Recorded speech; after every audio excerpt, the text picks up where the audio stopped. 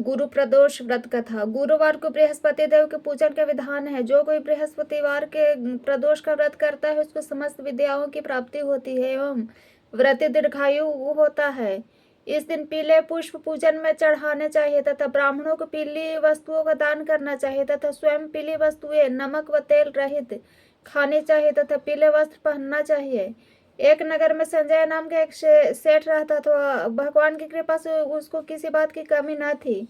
वह सेठ बड़ा ही दयालु एवं दानी था, किंतु उसकी पत्नी उसके ठीक विपरीत बहुत ही कंजूस थी। वह भिक्षुकों को द्वार से खाली हाथ ही लौटा देती थी एवं पति द्वारा दिए जाने पर अत्यंत क्रोधित होती थी। एक दिन वह स्वयं बृहस्पति भगवान साधु के वेश में आए भिक्षा के लिए आवाज लगाई। उस समय जिस सेठानी अपना घर लिप रही थी, अतः उसने कहा कि महाराज, मैं इस समय काम में व्यस्त हूँ, अतः आप खाली समय में आवे, तभी मैं आपको भिक्षा दूंगी। यह सुनकर गुरु महाराज वापस लौट गए। कुछ दिन बीतने पर पुनः बृहस्पति देव उस सेठ के यहाँ भिक्षा मांगने गए, लेकिन इस बार सेठानी भोजन बना रही थी। उसने कहा कि मुझे इस समय फुर्सत नहीं है, फिर आना।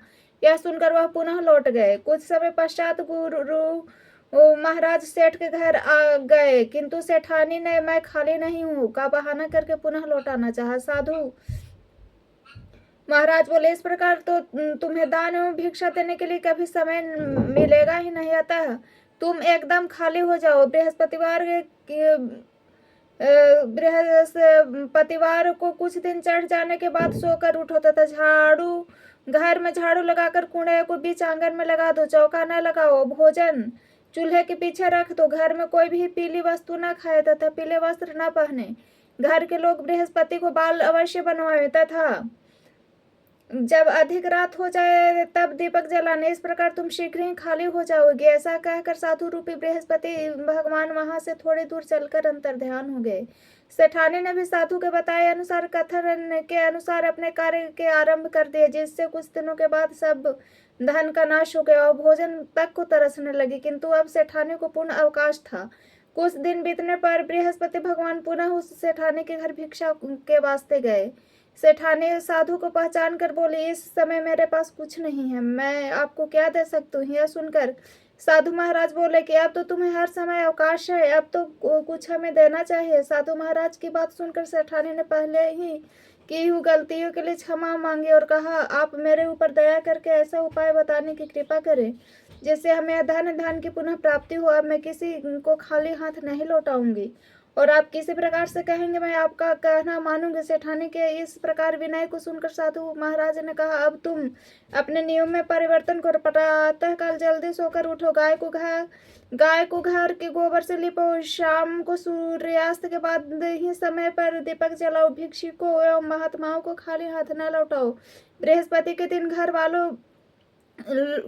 वाले लोग वो हजामत न बनवाए, पीले वस्त्र धारण करो तथा बृहस्पति के दिन पीली वस्तुओं का उद्यापन करो। ऐसा करने से निश्चय ही तुम्हारे मनोरथ पूर्ण होंगे। इतना कहकर बृहस्पति देव अंतर्ध्यान हो गए। इस प्रकार साधु महाराज की विधि बतलाए गए थे। सेठानी ने उसी प्रकार कार्य किए जिसके प्रभाव से उसका घर पहले से भी अधिक हरा भरा तथा धन से परिपूर्ण हो गया। जो कोई भी नियम पूर्वक भगवान बृहस्पति का व्रत करता है, इस पवित्र कथा को सुनता है, ईश्वर की कृपा से उसे सुख और समृद्धि की प्राप्ति होती है, इसमें संशय नहीं है।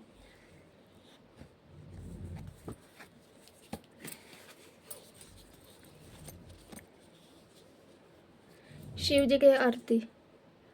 ओम जय शिव ओंकारा, भज शिव ओंकारा, ब्रह्मा विष्णु सदा शिव, ब्रह्मा विष्णु सदा शिव, अर्धांगिनी धारा, एकानन चतुरानन पंचानन राजे, हंसासन गरुड़ासन वृषवाहन साजे, दो भुज चार चतुर भुज 10 भुज ते सोहे, तीनों रूप निरखते त्रिभुवन जन मोहे, श्वेतांबर पीतांबर बाघंबर अंगे, सनकादिक प्रेतादिक एक भूतादिक संगे। अक्षमाला बनमाला मुंडमाला धारी, त्रिपुरारीश मुरारी करमाला धारी। कर के मध्य कमंडल चक्र त्रिशूलधारी, सुखकारी दुखहारी जग पालनकारी। ब्रह्मा विष्णु सदा शिव जानत विवेका, प्रणवाक्षर में शोभित ये तीनों एका। लक्ष्मी वर सावित्री पार्वती संगा, पार्वती अर्धांगिनी शिव लहरी गंगा।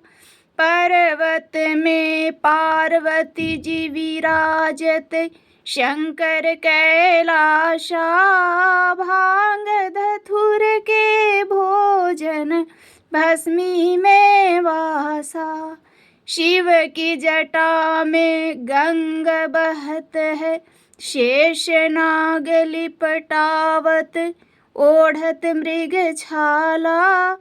काशी में विश्वनाथ विराजत नंदी ब्रह्मचारी, नित उठ दर्शन पावत महिमा अति भारी। त्रिगुण स्वामी की आरती जो कोई जन गावे, कहत शिवानंद स्वामी मनवा चित फल पावे। ओम